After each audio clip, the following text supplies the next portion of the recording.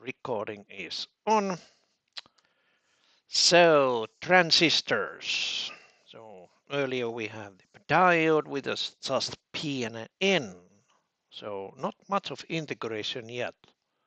So how about if we have a little bit more complex structure, not just P and N. Everything actually after this one, the semiconductor devices, integrated circuit, they are built on semiconductors, and basically there are two active component families there, meaning active is so that it can amplify signals. So transistors are semiconductor devices which amplify signals, period. That's what they do. Two different families. Both families can be used as either signal amplifier or switch. Okay, we are focusing at least 99% on switches. If you want to know how a amplifier is done using transistors, go to electronics degree program first year classes. They basically start building the transistor amplifiers and such, because they are still needed. The high frequency end, especially on the power side, you still need say discrete transistor to build the front end high power RF amplifier. Not integrated circuits much there yet, but you should be able to do with the say just with the integrated devices. Not much transistors needed unless it's a switch transistor. Okay, so the first family is the bipolar junction transistor, which is a current amplifier. So input current comes in and it actually generates a higher current. And yes, it can be used also as a switch. Two types, NPN and PNP, which differ actually just by the polarity. And on this course, we are using just NPN. I leave the PNP for the, well, for your own hobby. Then another family is the family of field effect transistors. There are more than those two, and some of the electronics manufacturers and have renamed these transistors also, so plenty of different names.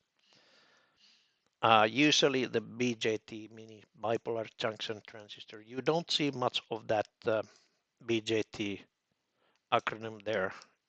They are usually called as bipolar transistors. Field effect transistors, they usually have that FET there, or actually some has just the MOS. So, for example, this Tinkercad uses NMOS and PMOS to the names of N and P channel MOSFETs. But anyways, the field effect transistor has input voltage controls the current flow, meaning that input voltage signal is seeing very high input impedance compared to bipolar, which must have input current. This field effect transistor does not take much at all current on the control pin, control terminal. Two most popular types, MOSFET, which is metal oxide semiconductor, FET, either P or N or P channel, or junction FET, JFET. Not in this course, it's an amplifier. It's almost useless as a switch, but it's very useful as a buffer amplifier, namely voltage follower. So if you sometimes there are some analog amplifier circuits which has JFET input, so that's what the FET stands for, and well, what that JFET stands for, and still the same idea that to have a very high input impedance. All right, let's go forward. Bipolar. It looks like that. NPN. We have NPN transistor. It has N, P, and N type semiconductor materials stacked over each other. So it's N, P, N. Easy to remember the structure. And why you should remember the structure? Because of always bit in PN junction. There is a PN junction, meaning there's a diode. So in this case, the bipolar transistor here has the PN junction this way, which is marked as a row where this current flows easy. And then this naming of the terminals. The names are practically from the era of tube amplifiers again. Some tubes have the same name terminals and about the same the functionality. So base is actually for the input signal. So base at the middle, P type. Then it has collector. So that actually collects current or charges. And emitter where it emits the charges. Okay. And actually emitter in tube means that that terminal which has a heated the metal plate that releases electrons. So it emits electrons, and electrons can then travel to the collector, which collects the electrons. Okay, that's about the history. But anyways, still, since there are functional names of the functional terminals, collector, emitter, and base in between. Okay, and on Tinkercad it looks like that. In reality, the markings are not usually this clear. So usually those small markings of CB and E are missing on the real transistors. They are just, there's a picture showing it either top side or bottom side showing which pin is which. Okay. But anyways, NPN.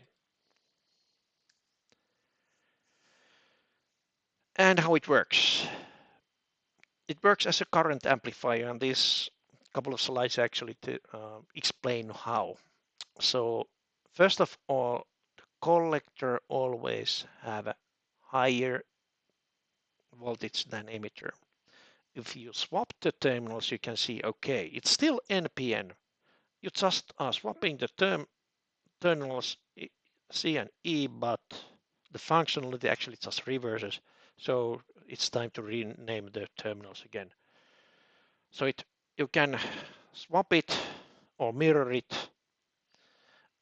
So C and E terminal are swappable, but not recommended since the manufacturer has optimized it to work better on one way, and that's usually how they mark the B, C, and E. Okay, so BE junction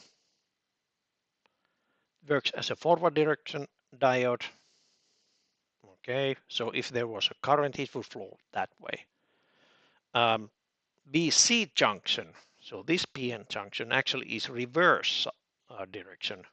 So that diode is blocking actually the current between the collector and emitter. So if there's a voltage difference here, but if there's no current, at all, then this barrier actually is enough to for blocking the current flow. Only if there is no current IB. What makes the difference then? That current IB, so this is one explanation. There's also a classical transistor man explanation. You should actually see that, but I wouldn't put that kind of picture in here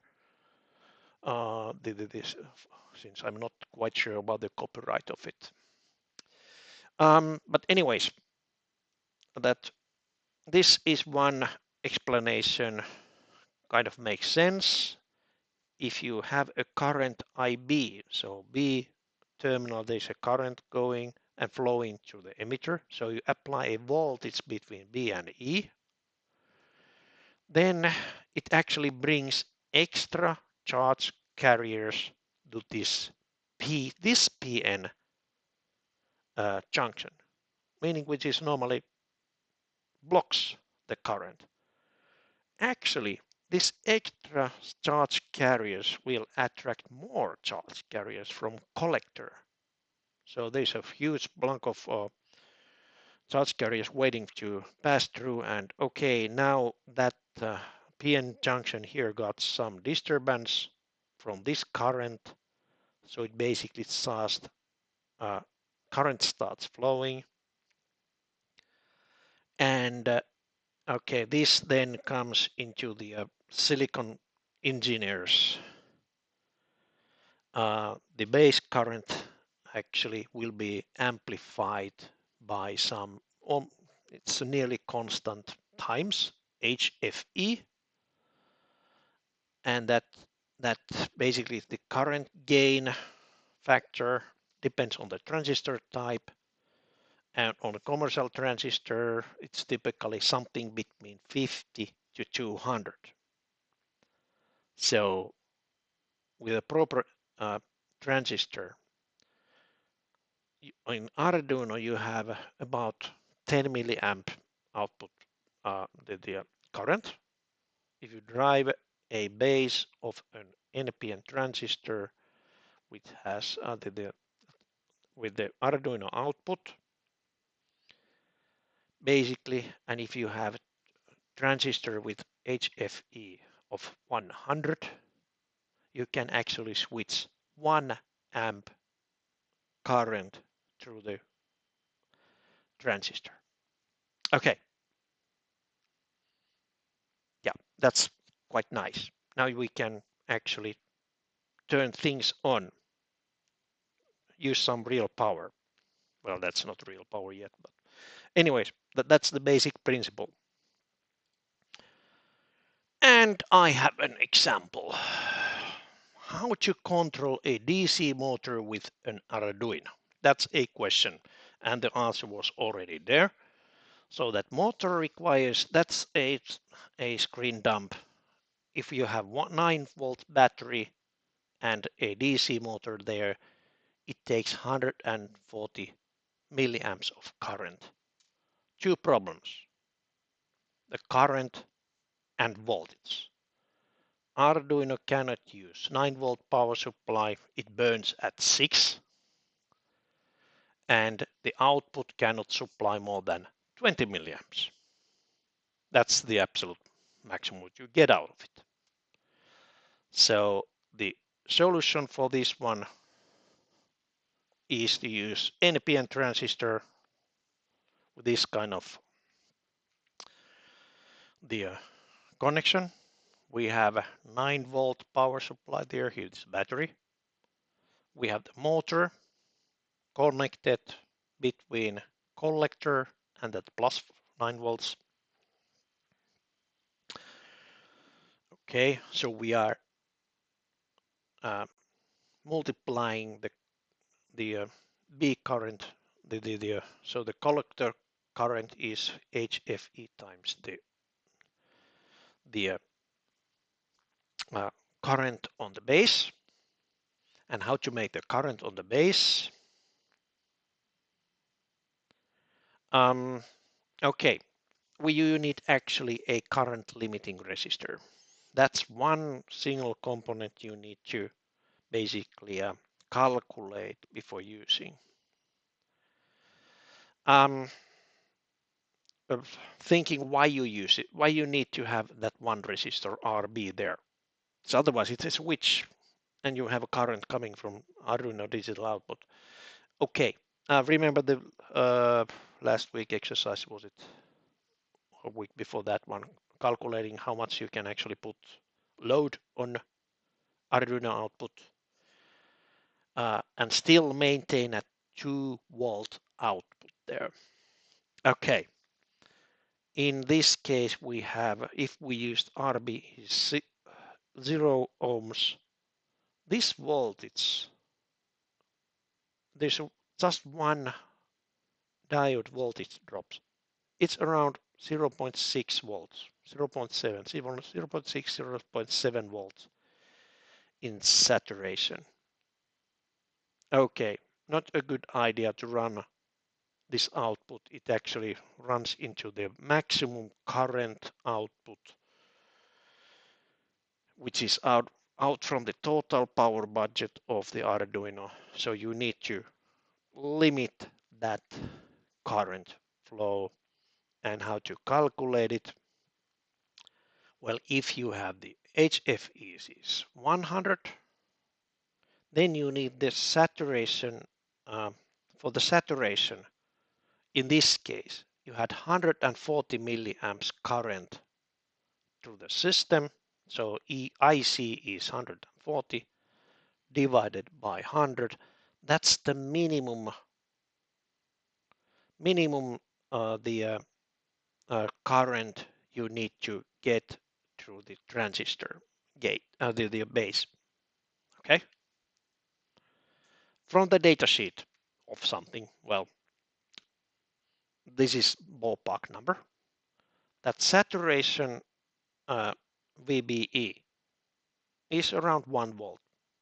I usually use 0.7 or something like that, but anyways, it's still the same. This is VBE here, 1 volt, and you need to maintain that 2 volt signal at Arduino digital output. Otherwise, you cannot use that signal anywhere else, and it also takes a little bit too much current from the Arduino. But anyways, minimum 2 volts at high, 1 volt on the other side. Just use the Ohm's law. You get the maximum current limiting resistor value there, which is 740 ohms maximum. So roughly putting a 500 ohm or 470 ohm resistor as RB, then it should work. And I have a simulation.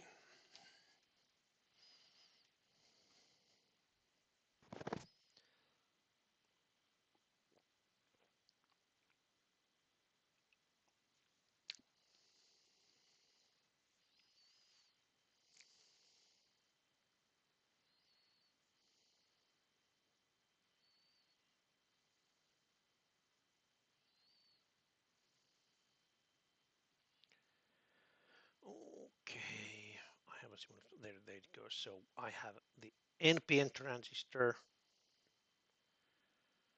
The load is connected between the power supply and a motor. And in addition to that, I have that current measurement here. And see, current it measures so that the current flows through the device. And this is marked as amperage. Okay, and there I have the transistor. Okay, do I have some problem with my Zoom meeting here?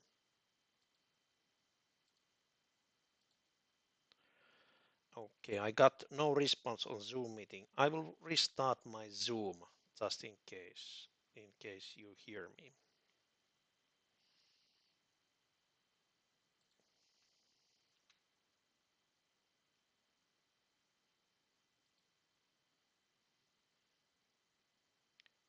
not responding.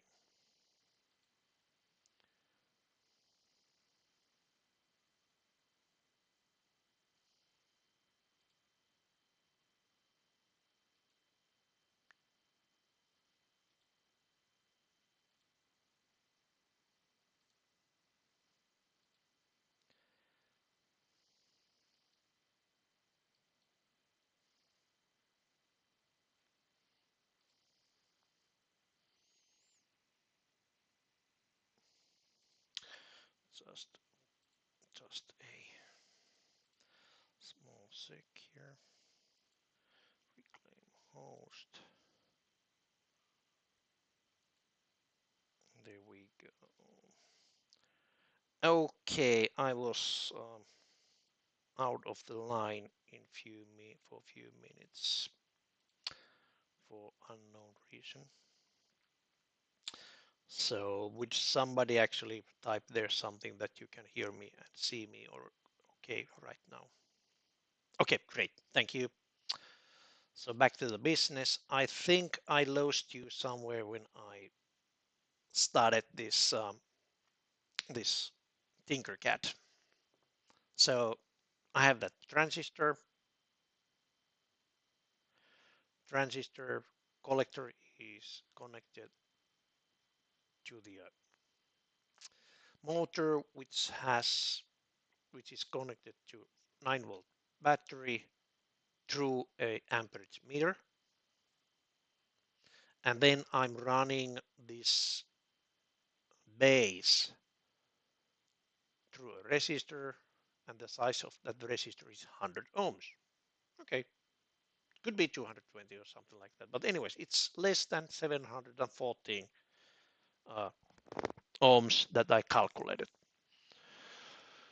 And this code is simply just turning the output 5 on and off. And I start simulation here.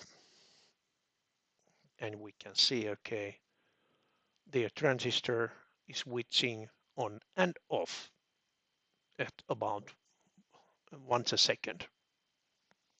So evidently it looks like it works. Great. So I wasn't lying too much here. Only one resistor to fix. Some notes on NPN transistor in practice. Load is connected always, actually always connected, is always connected between positive power supply and collector. If you put that one on emitter, between emitter and ground, then you need to have a higher driving voltage to get that current flowing. So on NPN transistor, the load is always on the collector, on higher potential. Okay, and next, the power supply. Power supply VCC can be practically anything as long as it's positive power supply. And it can be higher, it can be lower than the electronics which is driving it. So it could be, for example, a 3.3 volt device as R load, and you have 3.3 volts power supply for it, and you turn it on with a 5-volt system. Okay, good. So only thing actually there with the power supply is to remember to have a common ground potential. So the power supply of the load must have the same ground as the driving circuit. Otherwise, you don't get any the current flowing. Voltage drop. Okay, there is a voltage drop, just like in diodes. Diode is not, PN junction is not an ideal diode. There is a voltage drop when you go to forward direction. Same way there is a voltage drop VC saturation that remains between the collector and emitter, which may have a high current, which actually means that there is some power dissipation, which means that the transistor heats up. For example, if you have 1 amp current through a transistor, typically the VC saturation is about 0.2 volts, and which means that the power dissipation is 200 millivolts, which is quite high for a small transistor. Okay. But anyways, those transistors are designed, and datasheet will tell you how much current you can actually run through it, on which condition, and such kind of things. Okay. Another note, if you need higher the base current than your maximum out of the microcontroller, for example, you use Arduino with maximum of 20 milliamps, and you are trying to run a, say, 100 amp load, which is still okay load. It's not even kilowatts yet. So with a single transistor, you can find a transistor, NPN transistor, which can take that 100 amps with HFE of, say, 200, which means that base current should be 500 milliamps, much higher than this Arduino can give you. In that case, you cannot actually, well, it's not good idea to use this bipolar transistor, but switch to MOSFET.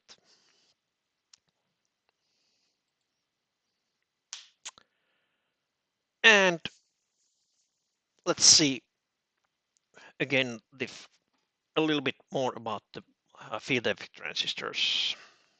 JFET, yeah, can be used as a high impedance voltage follower. Analog amplifiers, not part of this course.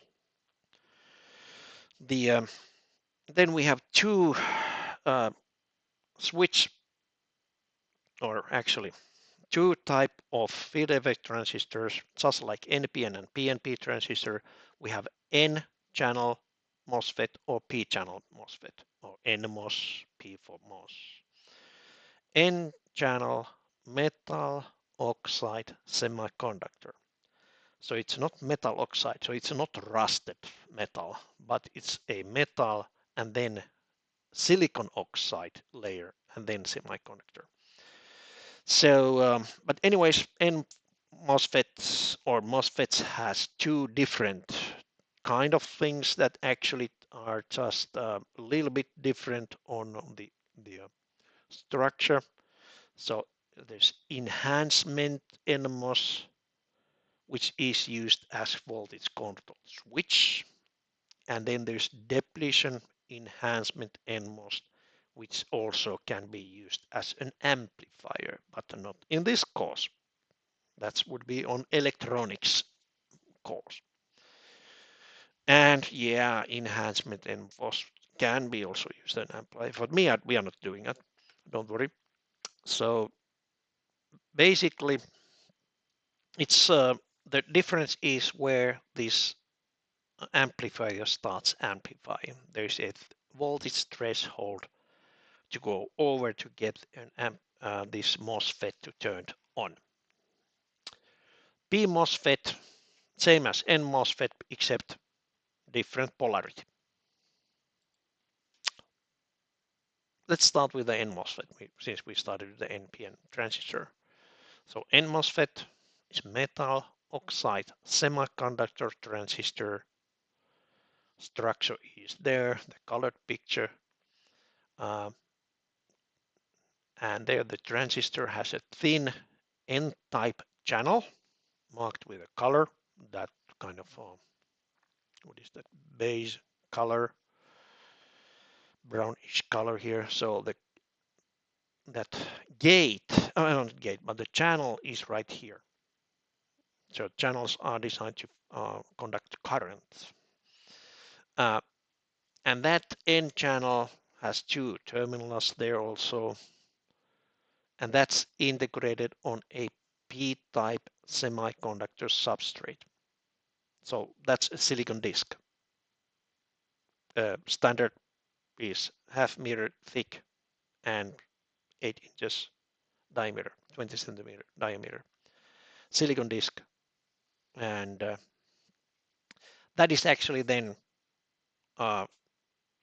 doped with using photomasks on the top of that silicon disk, P-type disk. So N-type doping is higher, so it basically turns some of that part on the surface to N-type semiconductor, and the P-type is there on the base. Okay, great. In addition, then there are some the other structures. Like we have the gate. Gate metal plate right here. So that is a metal plate on the top of this silicon, and that's the metal terminal here, gate terminal. That's actually on insulator. So this yellow layer here, that's the oxide, usually silicon oxide, and it's used as an insulator. So the gate is actually not in contact with this N-type semiconductor. So no current flowing that way whatsoever. It's an insulator. Then we have two terminals again. Look at the symmetry. So it has a drain and source, which are N-doped terminals, and it's somewhere defined. Okay, the drain terminal actually is the higher voltage potential terminal, and the source terminal is the lower voltage potential terminal. Okay, let's just again guess where those names are actually coming from. Tube amplifiers. So source, heated metal plate in tube amplifiers. Drain, where the electrons come. Okay. A gate is actually that which controls this mesh in between those electrodes, and B, again, it's base, or in this case, it's also the substrate. That's the and there's on that terminal, there's just a metal connection to the p-doped substrate terminal. Okay, that's the structure. And that's the circuit diagram symbol. So that gate, source, base, and drain, higher potential on top and lower potential on down. Sometimes these are not marked, but the gate is without those markings, I would know, okay, gate is here. Next to the gate, there's a source. Drain must be on the top, and then there's actually a middle terminal, which is the base or substrate, which has a row. Okay, same way as in NPN terminal, the transistor, showing the direction of P-N junction. Good. So what's good in this one? Operation principle. Physics. External voltage between gate and base, or without any external voltage. So gate is now not really floating, but it is on the same potential as base, meaning that it's undisturbed N channel. But however, the channel is so thin that the all of those free electrons are bonded in p-type vacancies. No charge carriers on that channel. Meaning that, okay, if you have higher potential on drain than source, then you have a reverse diode here and the channel is empty of charge carriers, no current flow. If you put a positive voltage between gate and base, you have an electric field. This is more positive, this is more negative. Positive field this way, top to down, which means that it actually starts taking back of some of these the charge carriers from p-type holes and lures them back to the N channel. And then the channel starts conducting current again. So practically, since this is just a voltage or this electric field here, there's an insulation layer here. This gate does not take any current, so basically this works as a voltage controlled switch. And here's an example how to use it. Those symbols are found from the Tinkercad, and similar to bipolar transistor case, you have the load connected between voltage supply, VCC, and drain terminal. Why? Well, because you have to do it that way, otherwise it doesn't work. Controlling signal is connected to gate, and usually this base and source are internally already connected. So these, as you can see, they have only 3 terminals: gate, drain, and source. Drain is where the switch load will be connected. Source is the ground potential, and the gate is for the input signal, controlling signal. And this is high impedance input. A good idea is to have a protection resistor to the gate.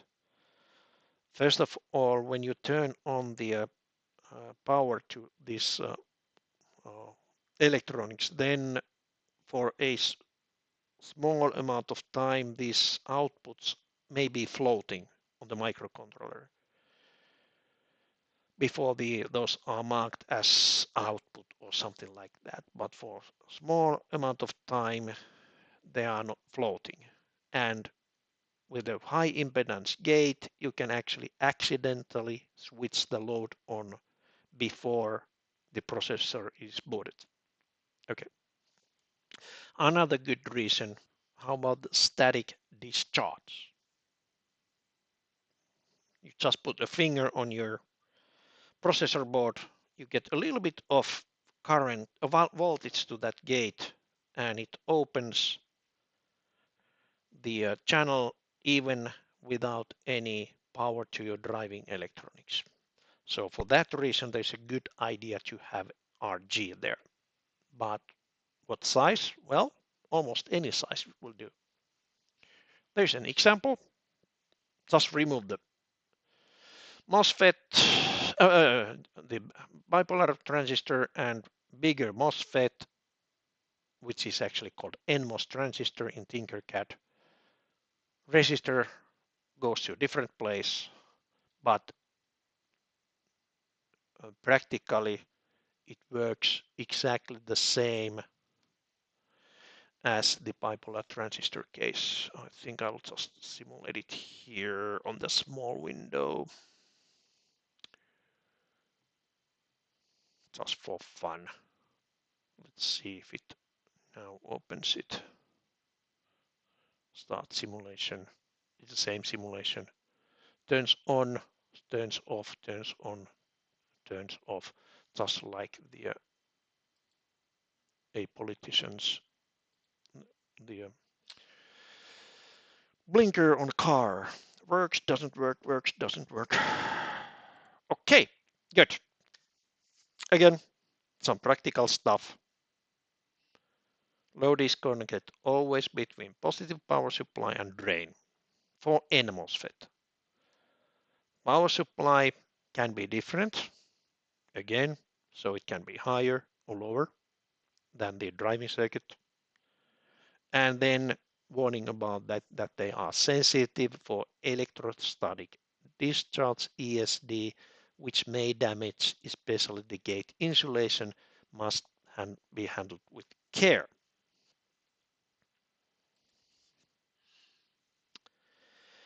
A little bit with the P MOSFET, which is the metal P channel metal oxide semiconductor, and the functional structures are the same as in N MOSFET, except that the polarity is changed, meaning N and P are swapped. Also, the polarity of this drain and source is swapped. So gate is still there, insulator is still there, there's highly doped terminals drain and source, and then the substrate is actually connection to N-doped substrate material. Now, you usually draw it like this, and again, that arrow here shows the direction of that PN junctions from P to N. So this symbol itself already tells me, okay, this is a P-type MOSFET. There are a little bit of differences on these symbols actually, and this is this is a switch MOSFET, which means the enhancement MOSFET, meaning there's a broken line here, meaning at the 0 volts this does not conduct. Okay, good. So yeah, that kind of structure, how to connect that one. One thing to remind here is that we have the controlling voltage is between source and gate. It's always between source and gate. Now the source for P MOSFET is on higher potential. Okay. So that's the fundamental how you connect it. Quite same as in N MOSFET, but a couple of things. First of all, load comes between, well, again, source and, let's see, source. Yes, source and ground. So on N MOSFET it was source and VCC. Still load is on source. Wait a minute, source, drain. Did I swap those again?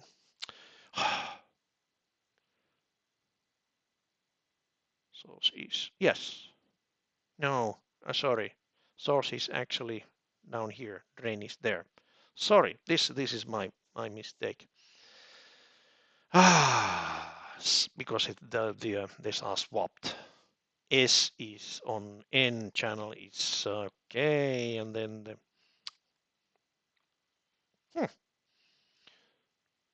so even Juho didn't see that. All right, I have to change it immediately. I have to change it immediately, otherwise it'll stay there forever. Come on.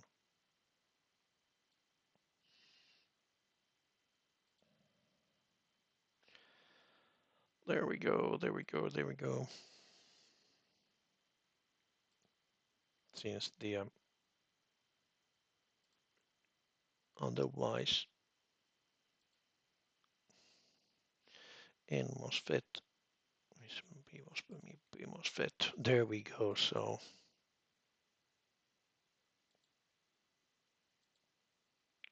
Oh, that's correct.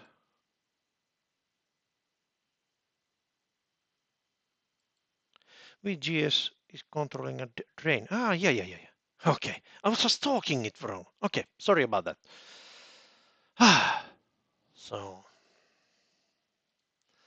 So, drain. So here we have this load is on drain side. Source is here on top, connected to positive power supply. There is the protection diode, the protection of the resistor here again, and how to turn it on and off. All right, so we have the VGS actually is between the source and base and gate and this way, meaning that normally off is when the this voltage is higher than the threshold level, so it's off. Then, for example, here on lower level input signal, the transistor is on, off again, on again. Now we have a small problem. VCC in this one cannot be higher than the driving circuit power supply. For example, if you put here an Arduino and you have 9 volts there, you do not reach a limit. So you have basically, if this is 9 volts, threshold voltage couple of volts, you need to reach at least 7 volts to turn it off. Okay, which means that you cannot do it with Arduino anymore, unless your VCC is actually the same as your driving circuit VCC. Then it's okay. But on the previous example, we need to do something for it. And the easiest ways to solve this problem is to add another transistor, which basically draws current through the VGS on a positive signal. So this is just a N MOSFET switch which generates that VGS for that P MOSFET switch. And this can be a small signal transistor here, switch, and this one is the power transistor switch. The nice part of this kind of switching is that you actually can turn on the power to load which has the common ground reference. For example, powering up another integrated circuit on the same the circuit board. So this way you can turn on and off another logic circuit and basically save some energy. For example, a high power radio transmitter can be turned on and off, since this the N MOSFET type, where you have this load on the top, then it may have some problems on not having a good ground connection. This one doesn't have that problem. Usually electronic circuits, they require good ground. Ground must be better than the power supply voltage. That's how they are designed. Okay, but this actually works as well. And I think there's also, let's see, no, I think I had a example of that one, but there's you can actually try it yourself on making the changes to the previous design to try that one. It works as well. All right. Bipolar transistor or MOSFET. which one is better? Both on different applications. Differences are bipolar junction transistor needs that base current, which means that, okay, with a low current, you cannot really turn on high these loads. MOSFET is controlled by gate voltage. You can easily find for example here, a MOSFET that can withstand 100 amps. And just turn it on with the, well, any small signal transistor here. Not a biggie. So basically bipolar junction transistor is limited currents, and then the MOSFET has that. Basically, you can drive that with any logic chip. Both consume some energy. So on bipolar transistor, you have that VC is saturation. So collector emitter, and there's always some about 0.2 volts the voltage even on state, and then you have current flow that heats this transistor. On MOSFET, it also heats up, but because of that limited amount of charge carriers on this